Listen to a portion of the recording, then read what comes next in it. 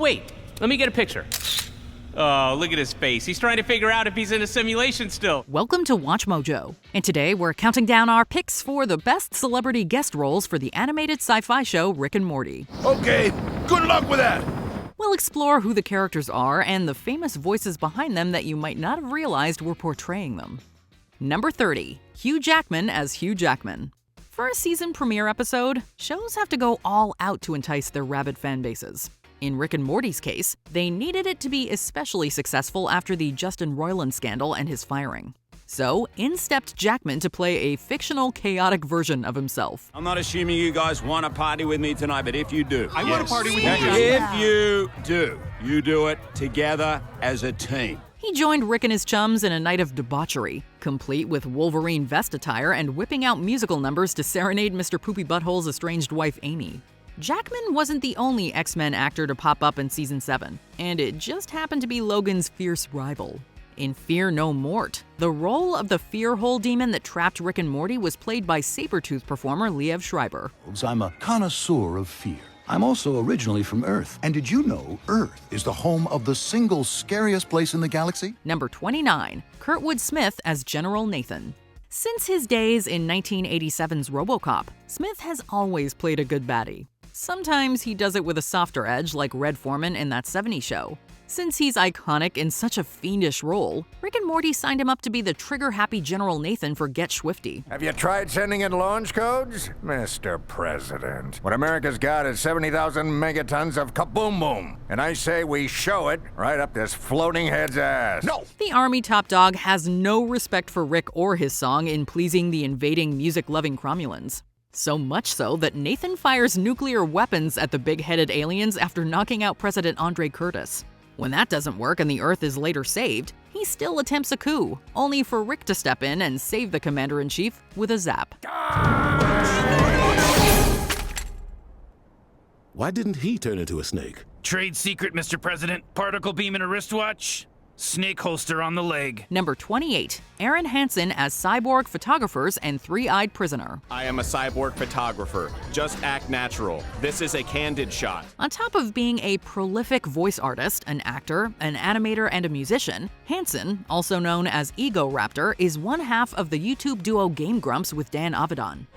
And welcome to the 10-minute Power Hour. Oh, man. My name is Dan, and this is Aaron. When he was signed up to cameo in The Wedding Squanchers, you might know of his character. But what if we told you there were three? Firstly, Hansen played the amazing role of the cyborg photographer who went around Birdperson and Tammy's wedding, kindly and creepily informing everyone he was taking their photos. After Rick hands himself into the Galactic Federation, Hansen plays another cyborg photographer snapping mugshots. Sorry, I am not staring at you.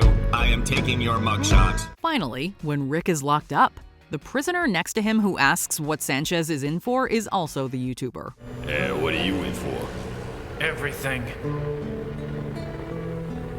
Number 27, Logic as Logic. What better way than escaping a Saw-esque collection of traps, offing beloved superheroes, and turning the survivor into a massive villain than a concert to wash away the trauma? Look at that. Jeez, I must have planned a whole party. Invited a bunch of people. Not bad, Drunk Rick. Not bad. Well, that's what happened during Vindicators 3, The Return of World Ender. With Rick and Morty about to be slain by Supernova, the elevator takes them to the shindig headlined by actual Logic, who performs a Vindicator-related rap. To top it off, he dedicates a portion of the song to everyone's favorite character, Noob Noob. Can't forget about the one who never seems to get a chance. Noob Noob! All the bitches come around for Noob Noob! To carry on this cameo, Logic teamed up with the animated show when he released a promo for his mixtape, Bobby Tarantino 2, by having Rick and Morty riff in the spaceship about the rapper. Number 26, Jennifer Coolidge as Daphne. In recent years, Coolidge has received the accolades she rightfully deserves after an acclaimed performance in Shotgun Wedding and getting Emmys and a Golden Globe for The White Lotus. I'm in desperate need of a massage. Is that possible? Is there anything available? I mean, I'd take anything right now because I have a herniated disc and Belinda behind you. Belinda behind me. But before she was thrown into the stratosphere of beloved icons, Coolidge lent her voice to the last surviving Morglutzian's Daphne.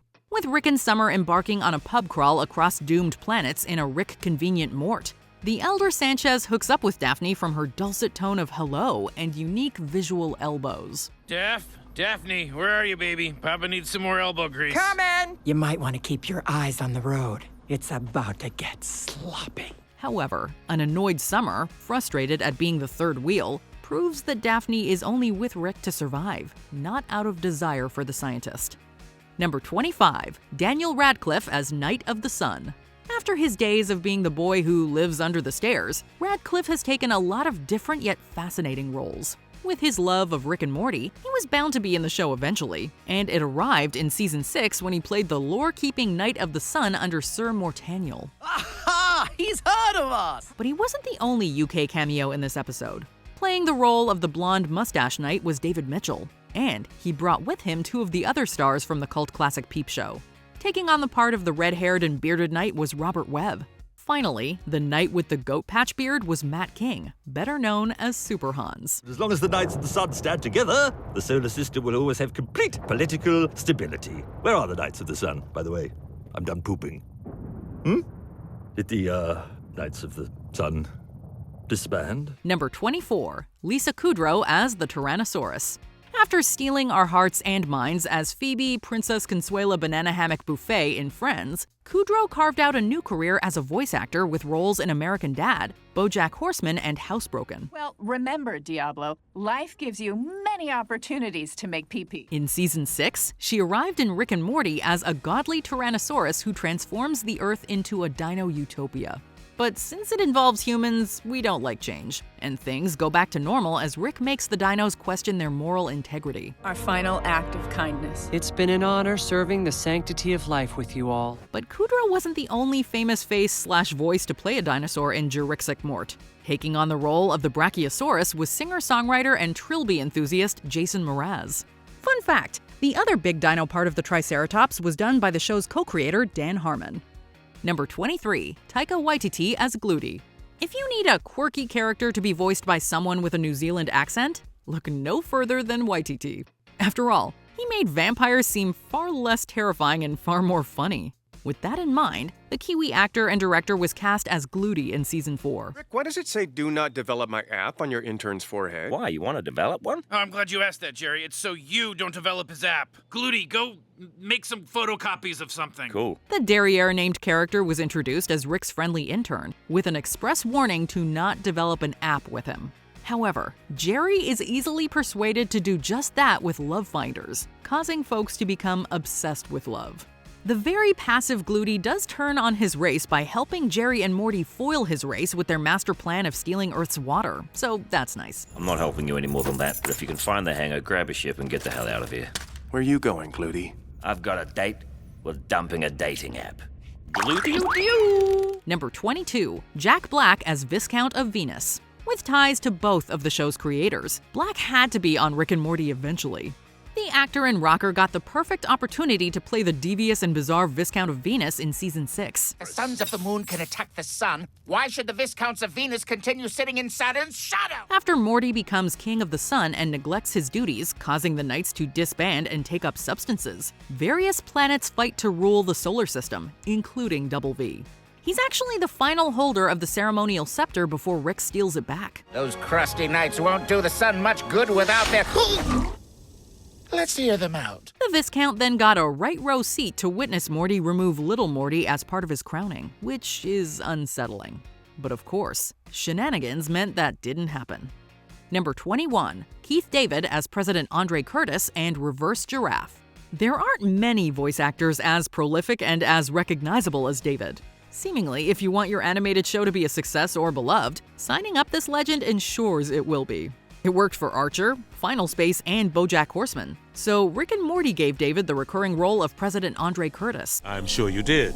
Dismissed. Dismissed? Yeah, dismissed. Not needed here. You can leave and nobody will care. After making his debut in Season 2's Get Swifty, the frenemy of Rick has returned several times to add his baritone vocals to proceedings. But David's first appearance in the show wasn't as the president, but as the Reverse Giraffe in Total Recall. So maybe we're just all fake.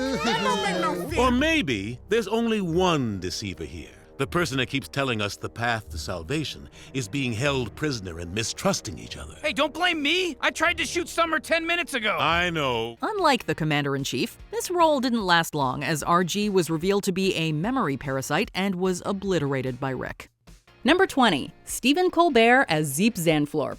If anyone could prove to be Rick's celebrity equal, Stephen Colbert would be a top candidate. Mr. Trump, your presidency, I love your presidency. I call it disgrace the nation. Appearing in the episode The Ricks Must Be Crazy, Colbert plays Rick's microverse alter ego, Zeep Zanflorp, whose callous nature and pomposity give Rick a run for his money. Rick the Alien. Rick the Alien. Really? You're gonna pull that move? Colbert successfully mirrors creator Justin Roiland's vocal approach to Rick, only upping the sarcasm and eliminating the burp-inflected dialogue while replicating famous lines said by Rick in earlier episodes. Eek, Barbadurkle. Somebody's gonna get laid in college. Regardless, the excellent use of the intellectual current host of The Late Show is a welcomed addition to Rick and Morty's ever-growing cast of reputable and memorable guest stars. Peace among worlds.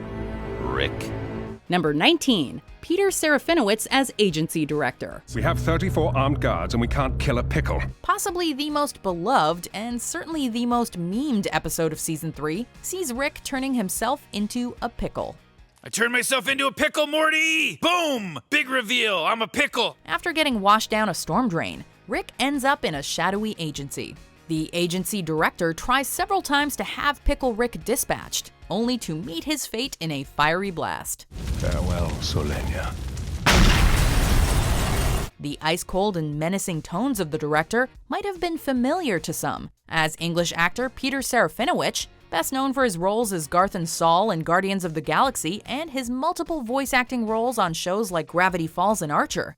Oh, and he also gave a voice to Darth Maul in Star Wars Episode 1, The Phantom Menace. At last we will reveal ourselves to the Jedi. At last we will have revenge. Number 18. Christina Hendricks as Unity. On a more serious note, Christina Hendricks' guest spot on Rick and Morty was a deviation from the bevy of comedic actors to have appeared on the show. Hopefully if you follow my lead, you can avoid some of the mistakes I've made here. Hello, John. Like that one. She plays Unity, an alien entity capable of assimilating entire populations, who was also Rick's one-time girlfriend. You're a whole planet now, huh? After we broke up, I spent some time wandering through space. Hendricks expertly voices a character that's both emotionally complex and able to explore the more psychological angles employed by Rick and Morty as a work of genuine science fiction. Beta 7 over there is hoping your alliance can be more than practical. Although short on the funny side, this Mad Men star's sweet and charming approach to such a layered character is a great example that proves that this show is not just toilet humor. I lose who I am and become part of you. Because in a strange way, you're better at what I do without even trying. Things don't work out between Unity and Rick, which is great news for Beta 7, voiced by Patton Oswalt. You're classified as a hostile entity, and Unity doesn't want to talk to you. I know your game, Beta 7. I've met a billion of you, you little on-deck, in-the-wings shoulder to cry on. You are classified as a hostile entity. Number 17, Christian Slater as Vance Maximus. The down-to-earth and likable voice of Christian Slater hit it big time as one of the mythical vindicators in Rick and Morty's third season parody of the Guardians of the Galaxy franchise. Sorry I'm late. It was happy hour. Happy hour! Cast as the Peter Quill-inspired Vance Maximus, the easily triggered and fair-weather space hero features some dynamic voice work from the veteran teen star turned Hollywood and television icon. All you have to do is know the difference between good and bad and root for good. Although Slater's stint as Maximus was short-lived, as the character is hilariously killed off fairly quickly in the episode. The actor's perfect mix of cocky attitude and outright panic make Vance Maximus a hilarious example of Rick and Morty's disdain for mainstream heroes. This is triggering me. I need space. I need space from this! Number 16, Elon Musk as Elon Tusk. Having made numerous other TV cameos, it was only a matter of time until Elon Musk appeared on Rick and Morty. Rick, Morty, why me? Did something happen to Elon Musk in your own reality? No, he's fine, but this is a team operation, and regular Elon can be a little bit controlling. So how does the show utilize one of this generation's most innovative minds? They have him voice another version of himself, with tusks. Get it? Musk, Tusk, And naturally, Tesla is Tuskla in this dimension. Longer teeth aside, Tusk might be a little less controlling than Musk, although the differences end there. Let's talk over here. How serious is the situation? Incredibly serious, and every minute counts. In that case, I'm sorry I made you move over here for no reason. Well, yeah, that was a little weird. Musk is a good sport throughout the episode, poking fun at his eccentric quirks. The SpaceX founder's presence is only made funnier by the fact that he doesn't contribute that much to the fight against Heistotron. We're ready when you are, Rick. We love that Musk took time out of his busy schedule for such a random cameo. Number 15, Matthew Broderick as Talking Cat. Speaking of random cameos, this episode sees Matthew Broderick go from voicing the Lion King to a talking cat who may or may not be from outer space. So what do you want? I want you to take us to the airport and get us 2 first-class tickets to Florida. Why, I can do that. Why? No reason. It's, quote, an attempt to just have fun, as Dan Harmon explained. With exception to the whole talking thing, the cat seems fairly normal. How are they gratifying to the male at all? And if the goal is to make something up, why not make up something funnier? Broderick even captures the laid-back nature of a common house cat. The feline harbors a ghastly past, however, which Rick and Jerry get a traumatizing glimpse of. Get the hell out of here! But I've got nowhere to go! Out. Get out! Get out! Whatever they saw, we cannot imagine Broderick or any cat doing something so horrific. This twist wouldn't have been as funny with a more over-the-top or intimidating actor in the role. Broderick's mild-mannered delivery perfectly contrasts the atrocities the cat is apparently capable of. Is there a reason you can speak? Yeah, and I'm ashamed of it. Number 14, Clancy Brown as Risotto Groupon. Clancy Brown has voiced a crab who runs a restaurant, a demon detective, and a mad scientist who keeps losing to an Australian marsupial. Does his filmography get any weirder than that? My name is Risotto Groupon. I am the assistant general manager of the restaurant. Do you have any comment cards? Because I might have some thoughts. Well, in this episode, he voices an alien who looks like a cross between a blue poodle and a gorilla. As ridiculous as that sounds, Brown approaches the role with his signature booming voice and intense delivery, which only adds to the absurdity. He even makes the words whirly-durly sound dire. There is a popular attraction here called the Whirly-Durly. Risotto Groupon is one of the many individuals who wants Rick dead, trying to enlist Jerry's help. His blood-hungry dialogue matches Brown's commanding performance, although Risotto's revenge mission ultimately results in his undoing. Our bodies unchanged, yet our minds have lived 1,000 lifetimes. Is that enough time for me to forgive you? He should have stuck to doing children's birthday parties. Risotto, you needed. Someone ordered the Nuzzy Guzzy Fresh and Fluzzy Special. Number 13, Alfred Molina as Lucius Needful. If we ever get another adaptation of Something Wicked This Way Comes, Alfred Molina would be an inspired choice to play Mr. Dark. For now, Molina's performance as Lucius Needful will do just fine. Then perhaps you could make use of this. This microscope reveals things beyond comprehension.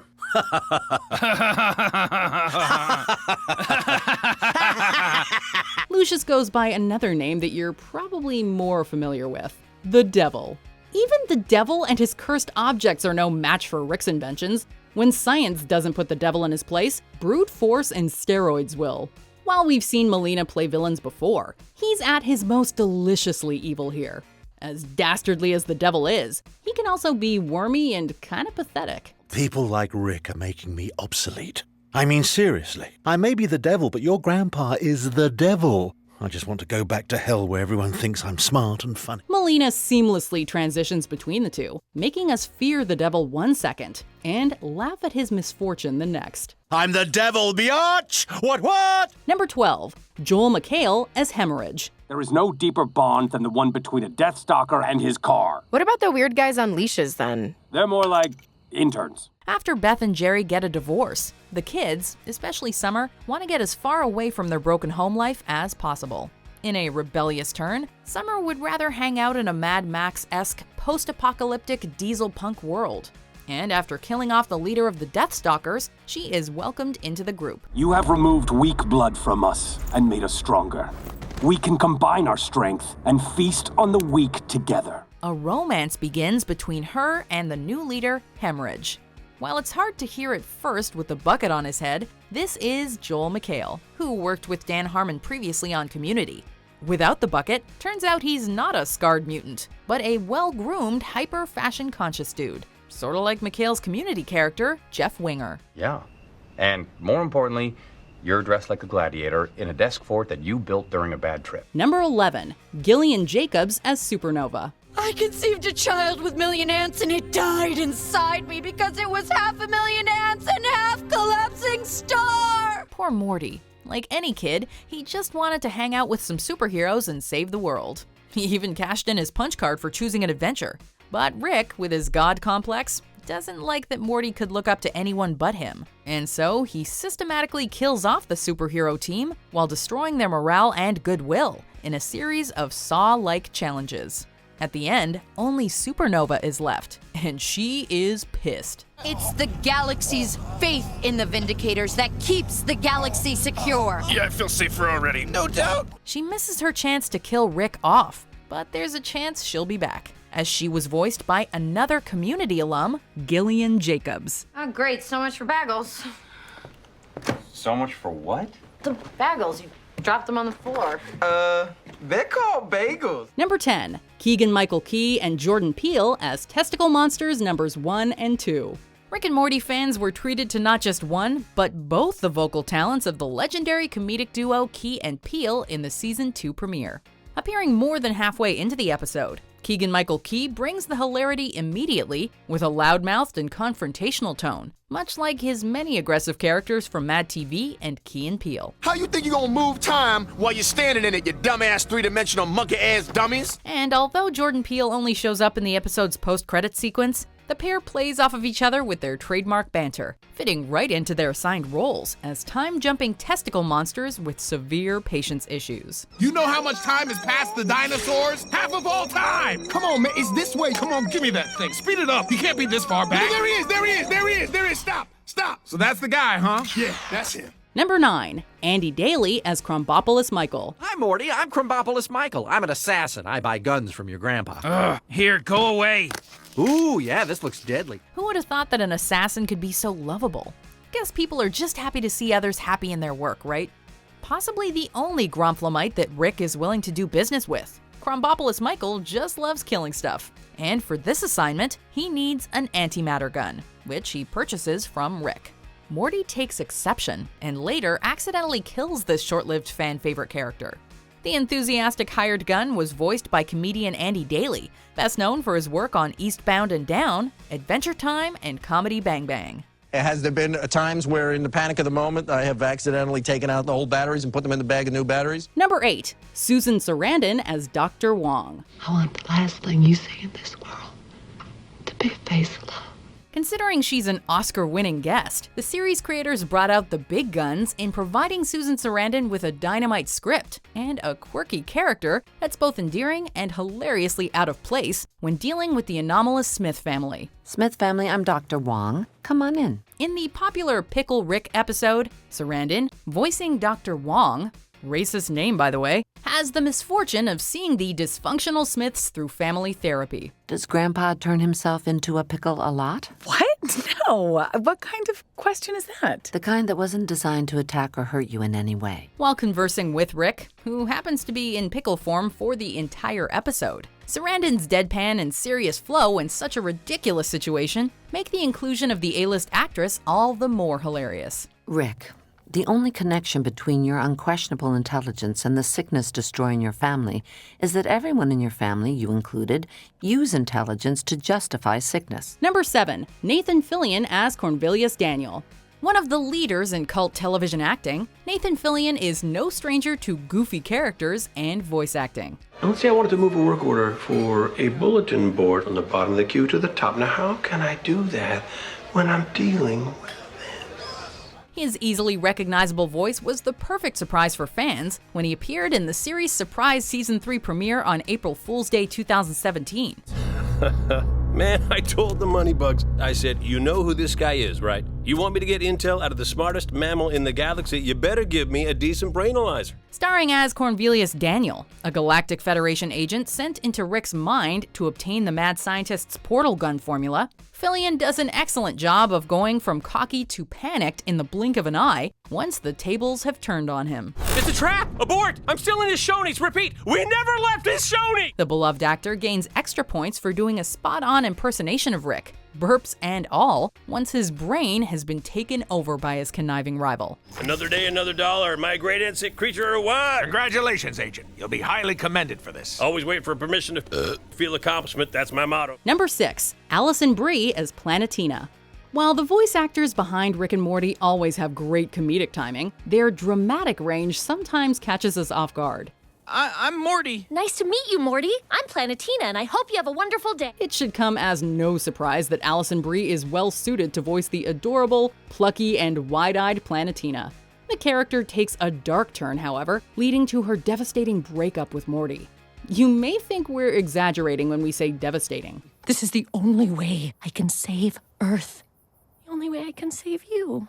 If that's the only way, I don't want to be saved. Please go. But I love you. Listening to Brie's emotional line readings, though, our hearts can't help but sink. You'd expect this kind of acting in a tragic romance movie. The notion that it's in a Captain Planet parody is funny, yet still brings us to tears.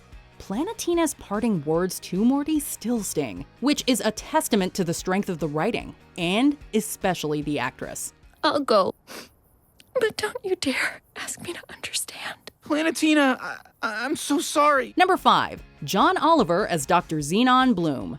Donald Trump is America's back mole.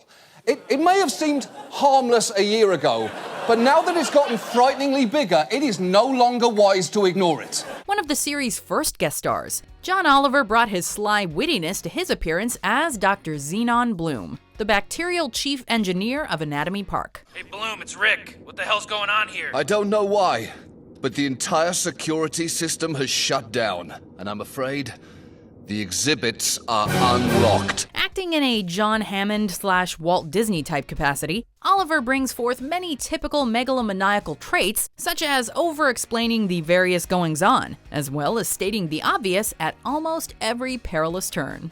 With an excellent sense of comedic timing, the former Daily Show writer and current Last Week Tonight host proved to be a heavy hitter early in Rick and Morty's guest roster.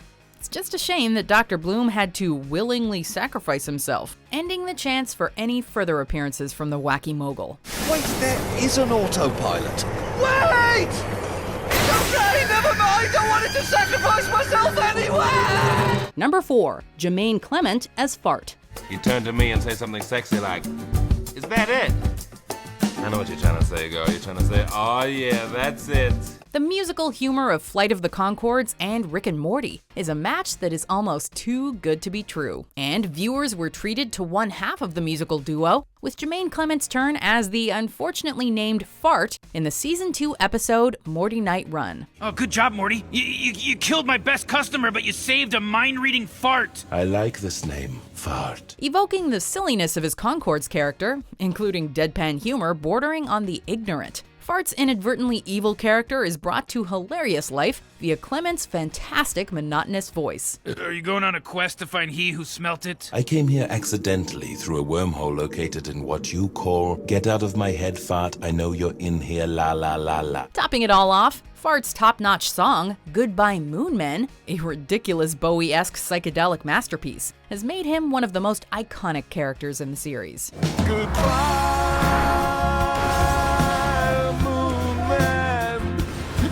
Say goodbye, Moon Man. Number 3, David Cross as Prince Nebulon. And listen, I'm sorry for yelling earlier. I couldn't ask for a better staff. I love you guys, and I love all your family. It takes a special sort of someone to pull a fast one on Rick Sanchez. In their bid to get the recipe for concentrated dark matter, a group of Zygerions abduct Rick, Jerry, and Morty. Or do they? The convoluted scheme involving a simulation inside more simulations is led by Prince Nebulon, the leader of the Zygerians. Oh, I see. Oh, it was no one's fault. Oh, okay.